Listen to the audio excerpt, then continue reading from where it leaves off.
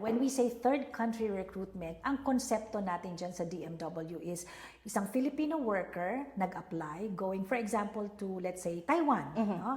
So, base sa DMW records, si Mr. X, Filipino citizen, ay nagtatrabaho sa Taiwan kay company ABC. No?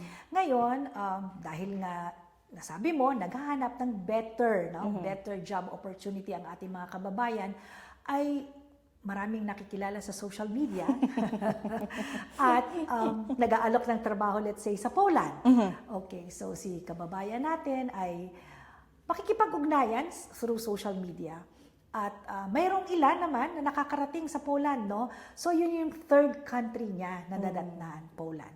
Ngayon, ang DMW, we discourage third country recruitment. Bakit? Kasi hindi dumaan sa accreditation yung mga companies. Okay?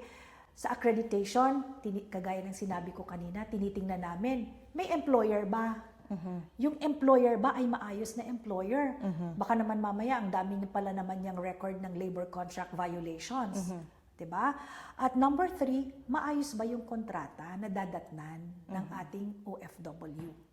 Unfortunately, sa third country recruitment, walang ganon.